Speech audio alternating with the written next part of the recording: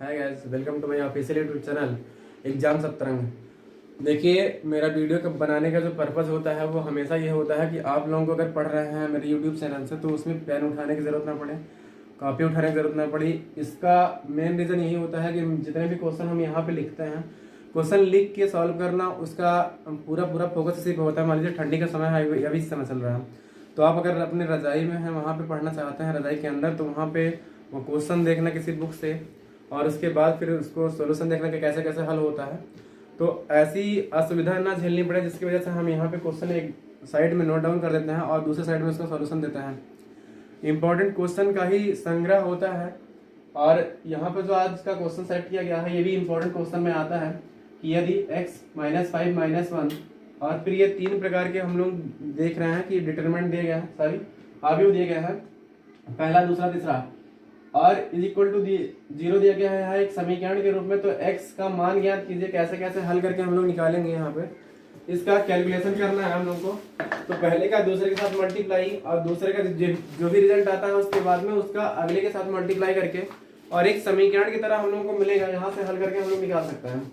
ऐसे ही question number जो select किया गया है इसमें सेकंड वाला कि a इज इक्वल टू, ये देखिए एकदम कह रहा है, ये स्तंभ में लिखा गया है कि -2 है और 4 है, 5 है, b इज इक्वल टू 1 है, 3 है, -6 है। तो सत्यापित कीजिए कि ए बी परिवर्त के साथ में यहाँ पे जो डैश लगा होता है ए बी का होल, उसका मतलब क्या होता है कि ए का बी का हम लोग मल्टीप्लाई करेंगे, उसके बाद उसका ट्रांसपोज लेंगे, परिवर्त लेंगे, उसकी जो वैल्यू आती है फिर क्या करेंगे, यहाँ पे अलग अलग हम लोग बी का ट्रांसपोज निकाल के और ए का ट्रांसपोज निकाल के परिवर्त। देखिए ट्रांसपोज क्या होती है, उसकी इंग्लिश होती है और हिंदी में क्या कहते हैं उसको हम लोग परिवर्त कहते हैं।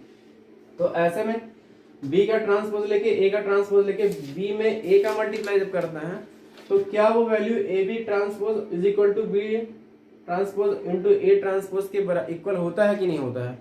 तो ये चीज हम लोगों को समझना है, आज बहुत ज्यादा बढ़िया से समझते हैं।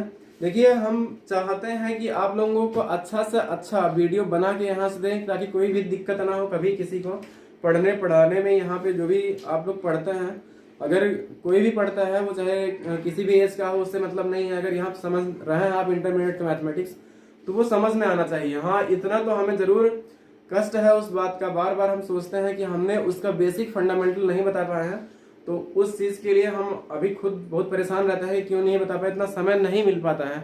और उसके आगे हम कुछ दिन बाद, जैसे हम लोगों का जो एग्जाम होने वाला है अभी अप्रैल से, 24 अप्रैल से, जैसे ही वो खत्म हो जाएगा एग्जाम, उसके बाद से हम जो भी क्लास लेंगे यहाँ पे मैक्सिमम टाइम हम बेसिक से ही सारी चीजें बताएंगे।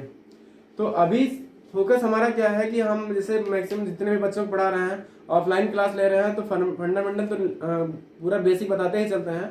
इसके साथ में हम वीडियो डालने का पर्पज यही होता है कि उनका रिवीजन होता रहेगा।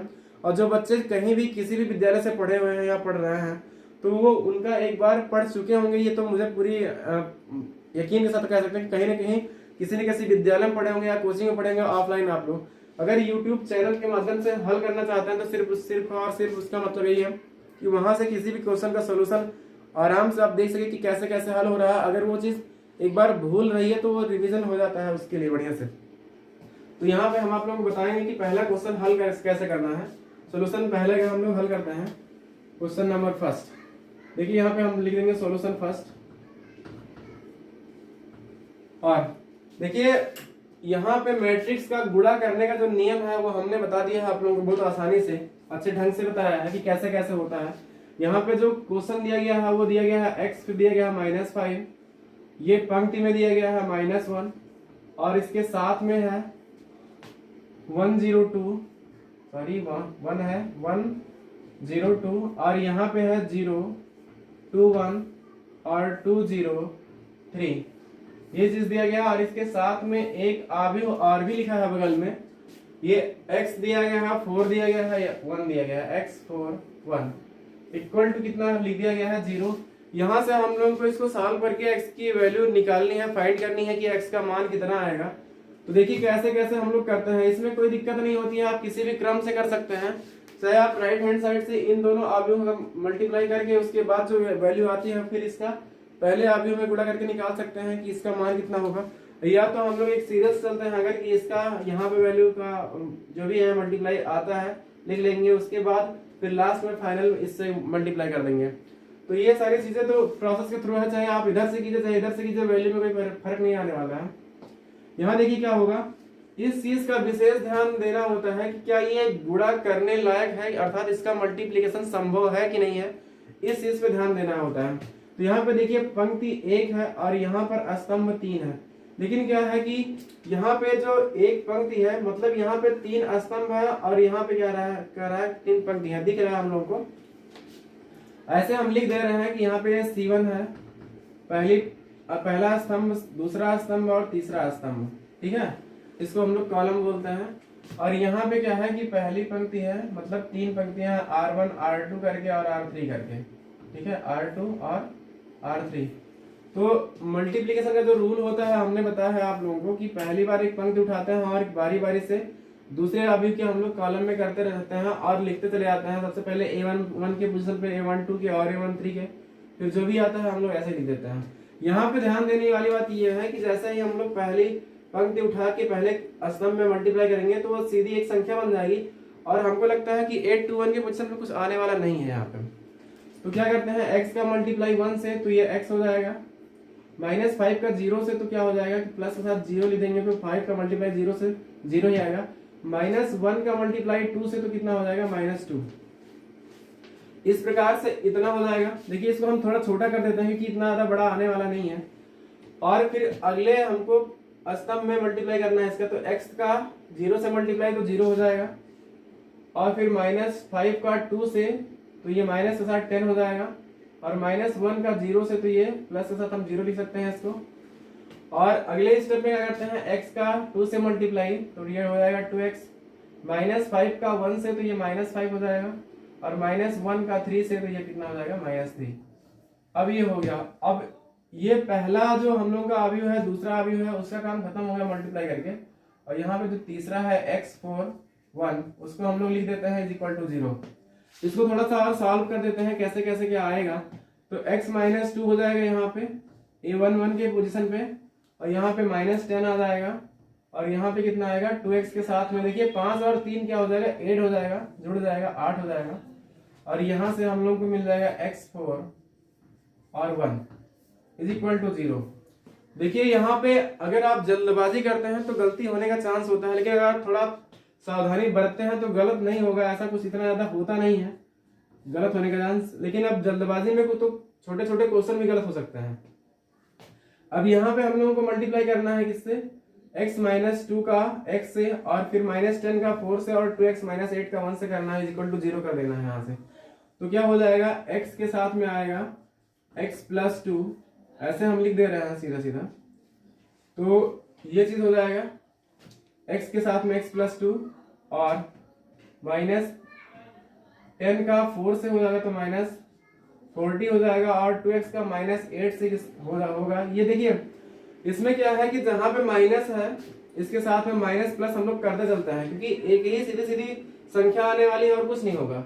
क्योंकि ये सारी चीजें हम जब पहली पंक्ति को उठाते हैं पहले कॉलम में करते हैं तो एक ही संख्या बनती है और वहां पे प्लस आएगा माइनस आएगा, उसको हम चिन्ह को साथ में ध्यान में रखते हैं क्या क्या आएगा, तो उसको लिखते चलते हैं। अब 2x का -8 के साथ में ये हो जाएगा कितना, प्लस के साथ में 2x -8। ऐसा हुआ इसलिए कि 1 का मल्टीप्लाई होगा इसके साथ में तो वही पूरी की पूरी संख्या आ जाएगी, पूरी की पूरी संख्या आ जाती है =0। तो इसको हम लोग कैसे सॉल्व कर सकते हैं, देखिए अब यहाँ इस पूरे एक संख्या है तो वहां पे अवयव से कोई मतलब है नहीं, सीधा हम लोग लिख सकते हैं इसको एक द्विघात समीकरण के रूप में बनेगा। यहाँ x + 2 और माइनस के साथ 40 और यहाँ पे 2x -8 =0। मल्टीप्लाई कर दीजिए इसके अंदर ब्रैकेट के अंदर, तो x का x से मल्टीप्लाई x² + 2x -40। देखिए ये 48 हमने लिख दिया था अभी जल्दी से, क्योंकि ये जुड़ के होने वाला है, हम चलिए लिख देते हैं 48 ही लिख देते हैं और + 2x =0। देखिए + 2x और यहाँ पे -2x नहीं है, तो ऐसी संख्याएं 2x और -8 यहाँ पे जुड़ जाएगा और x² + 4x और -48 =0। तो ये चीज ऐसी है कि यहाँ से हम लोग क्वाड्रेटिक इक्वेशन हल कर सकते हैं, द्विघात समीकरण जिसको हम लोग बोलते हैं कि क्या क्या आएगा इसका मान। देखिए एक बार हम यहाँ से फिर से मल्टीप्लाई चेक कर लेते हैं कि x माइनस टू का मल्टीप्लाई, यहाँ पे गलती हुई है। देखिए x माइनस टू हमने यहाँ पे रखा था तो यहाँ पे x प्लस टू कर दिया था, गलती से लिख दिया था।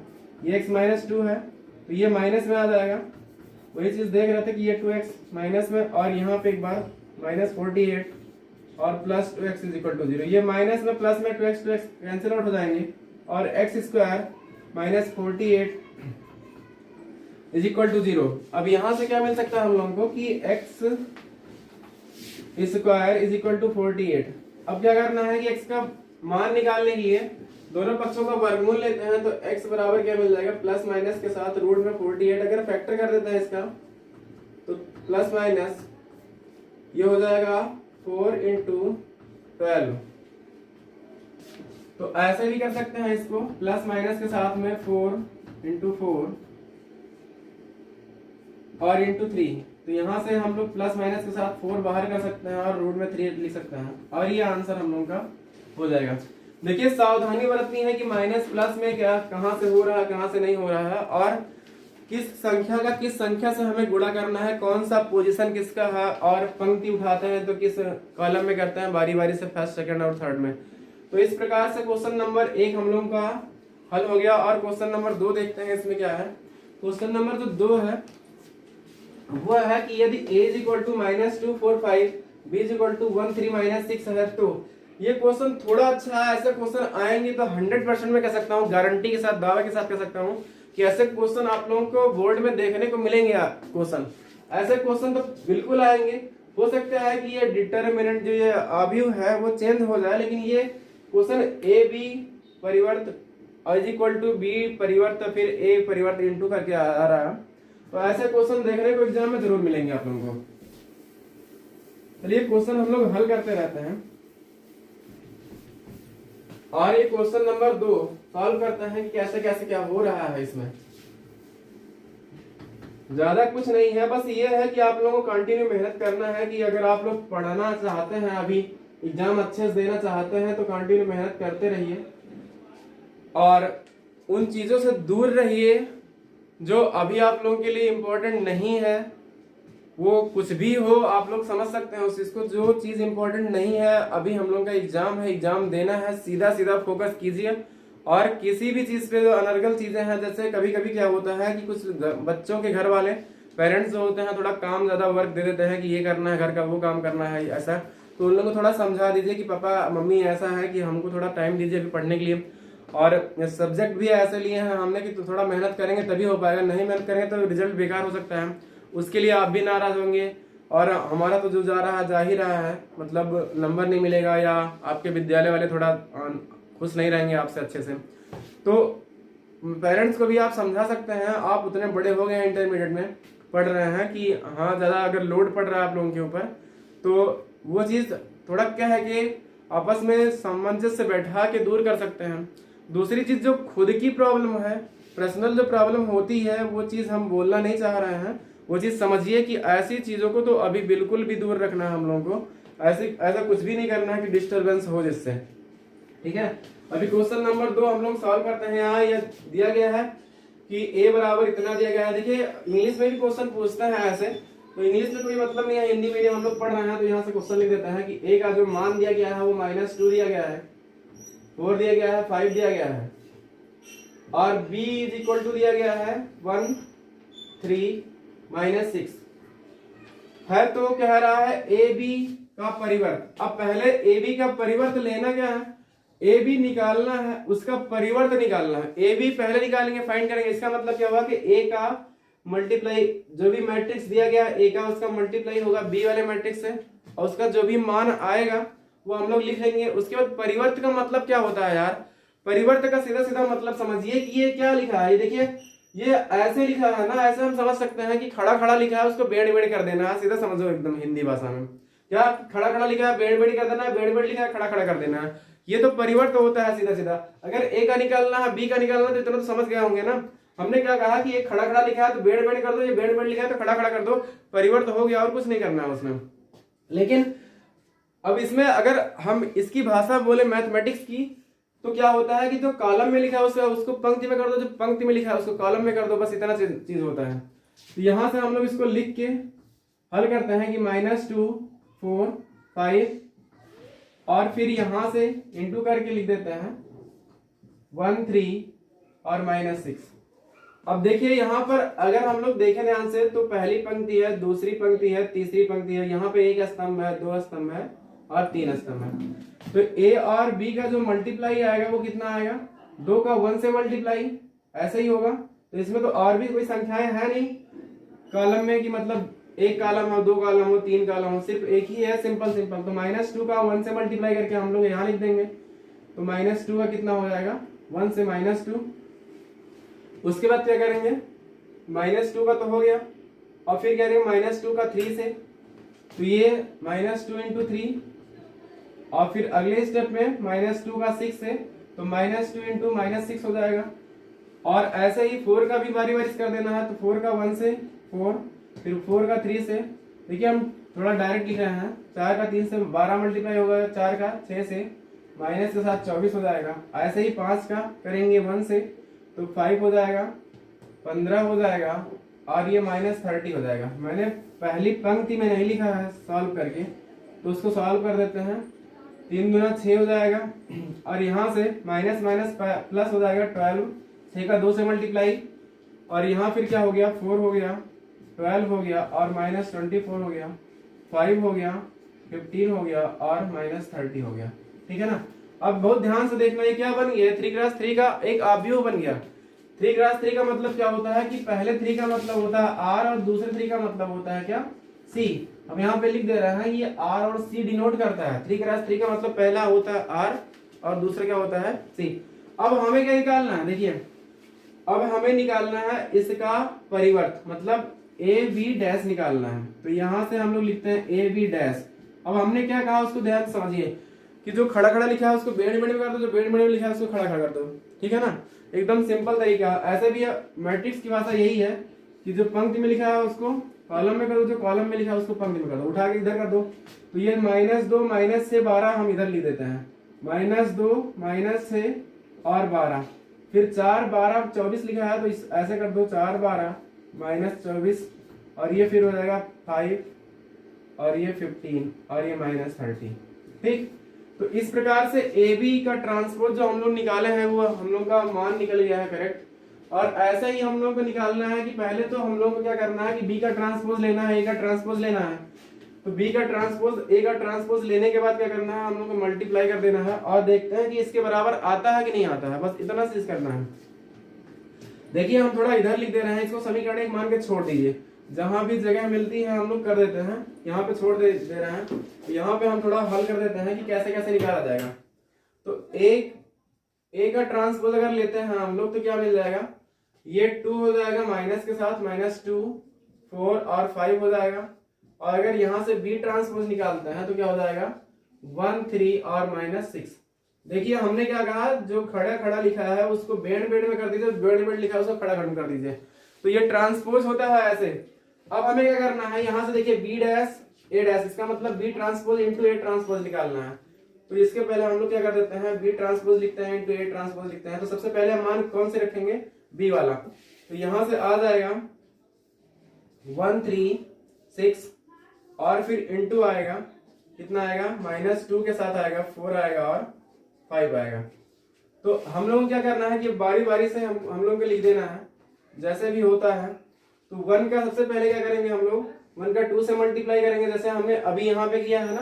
देखिए -2 का फिर 1 से किया गया है, फिर 3 से किया गया है, फिर -2 का 6 से किया गया है। ऐसे ही सेम प्रोसेस यहाँ भी है।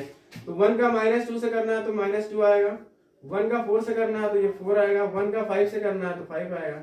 ऐसे ही 3 का -2 से करना है तो -6 हो जाएगा, 3 का 4 से 12 हो जाएगा और 3 का 5 से ये 15 हो जाएगा। और 6 का क्या करेंगे फिर -2 से, तो ये माइनस के साथ में 12 हो जाएगा। और 6 का 4 से करेंगे हम लोग तो 6 का 4 से तो 24 और 6 का 5 से तो ये 30 हो जाएगा। देखिए यहाँ पे जो ये 6 लिखा है ये माइनस के साथ में है, तो ये माइनस के साथ में 30 आ जाएगा। और यहाँ पे एक बार हम फिर से देख लेना, 3 1 3 6 1 3 -6 है, -2 4 5। ये 1 का 2 से मल्टीप्लाई तो -2 आ गया और यहाँ से 1 का 4 से देखिए कुछ मिल रहा है क्या, -2 4 5 वहां पे देखिए -2 4 5 -6 12 15 -6 12 15 और माइनस के साथ यहाँ पे जो 12 लिखा गया है वो पहली कंडीशन कौन सा आएगा, यहाँ से 6 और 6 ये माइनस नहीं बल्कि प्लस हो जाएगा क्योंकि माइनस मैंने लगाया नहीं था उस समय। अब ये 6 का जब -6 का -2 से मल्टीप्लाई होगा तो 12 आ जाएगा। तो इस प्रकार से b dash into a dash का जो मान दिख रहा है इसको समीकरण 3 मान लेते हैं हम लोग, ठीक है। तो ये समीकरण 2, तो समीकरण 1 और 2 से क्या कह सकते हैं कि ये जो ए बी का ट्रांसपोज है वो b डैश a डैश के ट्रांसपोज के इक्वल है। देखिए यहाँ पे जो माइनस बाद में लगा है 6 का तो ये -24 हो जाएगा। और ये क्वेश्चन देखिए इसमें माइनस प्लस थोड़ा ध्यान देना है कि कहाँ कहाँ माइनस है कहाँ कहाँ प्लस है। ये हमने यहाँ छोड़ दिया था तो -6 ये हुआ था जो b का ट्रांसपोज निकला था, -6 यहाँ पे नहीं लिखा गया था। -6 लिखने के बाद जब -6 का 2 से मल्टीप्लाई होगा माइनस के साथ तो माइनस प्लस 12 और -6 का 4 से तो ये 24 माइनस में आएगा क्योंकि -6 के साथ जो 6 है वो माइनस के साथ में, और 6 का फिर हम 5 के साथ करेंगे तो माइनस के साथ में कितना हो जाएगा 30 हो जाएगा। और अब इस तरह से हम लोग कह सकते हैं कि जो ये इक्वेशन नंबर फर्स्ट है और ये इक्वेशन नंबर सेकंड है तो फर्स्ट और सेकंड एकदम सेम आ रहा है। देखिए एक हम ये लोग अक्षर मिलाते हैं तो -2 4 5 वहां भी है यहाँ भी है, पंक्ति पहली पंक्ति में -6 12 15 है वो भी है 12 -24 और -30। तो इस प्रकार से कह सकते हैं कि फ्रॉम फर्स्ट एंड सेकंड, देखिए from equation number first and second 1 और 2 से क्या हो जाएगा कि हम लोग आसानी से कह सकते हैं कि A B dash A B का transpose equal to B transpose into A transpose, और इस तरह से कह सकते हैं कि हैंस प्रूव्ड। तो अभी ये है कि आप लोग वीडियो देखते रहिए, थोड़ी ठंडी थी आज हमने थोड़ा पहन लिया है, कुछ कपड़े ज्यादा पहन लिए हैं, तो आप लोग भी बचा के रहिएगा। और क्या है कि अभी देखिए टाइम बहुत आप लोगों के पास में है, तो जितना भी टाइम है उसको अपने अच्छे कामों में लगाइए। अभी पढ़ाई का समय है हम लोगों का तो अच्छे से पढ़िए। कुछ बच्चे ऐसे होते हैं कि सर हमने आपका वीडियो आज नहीं देखा सर अभी देख लेंगे, वादा करते हैं, तो वादा मत कीजिए क्योंकि उससे बेनिफिट आप लोगों को होने वाला है। और ये मैं मेहनत करता हूँ सिर्फ आप लोगों के लिए, अभी तो इतना ज़्यादा कुछ है भी नहीं कि मुझे कुछ इससे बेनिफिट मिलने वाला है, लेकिन ऐसा है कि आप लोग अभी मेहनत करते रहिए। यहाँ तक कि हम समझ पा रहे हैं कि जो कांटेक्ट में बच्चे हैं वो बहुत ज़्यादा संख्या में नहीं है मैथमेटिक्स के। देखिए फिजिक्स के तो बहुत बच्चे हैं हमारे कांटेक्ट में, बहुत ज़्यादा बच्चे हैं ये भी हम समझते हैं, लेकिन मैथमेटिक्स के बच्चे कम हैं। लेकिन तब भी मैं आप लोगों के लिए मेहनत करता हूँ उसके लिए, ठीक है। लेकिन अब वादा मत कीजिएगा, अगर रजाई के अंदर हैं तब भी आप वीडियो देख सकते हैं आराम से, क्योंकि उसमें लिखना भी नहीं है, कुछ भी पेन नहीं उठाना है, क्वेश्चन भी हमने लिख दिया है और उसका सोल्यूशन भी हमने दे दिया है कि कैसे कैसे हल हो रहा है। तो उसको देख के समझ के आप लोग बाद में प्रैक्टिस भी कर सकते हो। और एक चीज हाँ जरूर बोलेंगे कि अगर मैथमेटिक्स आप पढ़ रहे हैं, कोई भी बच्चा मैथमेटिक्स पढ़ रहा है तो प्रैक्टिस ही सबसे ज्यादा डिपेंड करता है। मैथमेटिक्स अगर प्रैक्टिस करेंगे तभी वो आ सकता है, नहीं तो नहीं आएगा।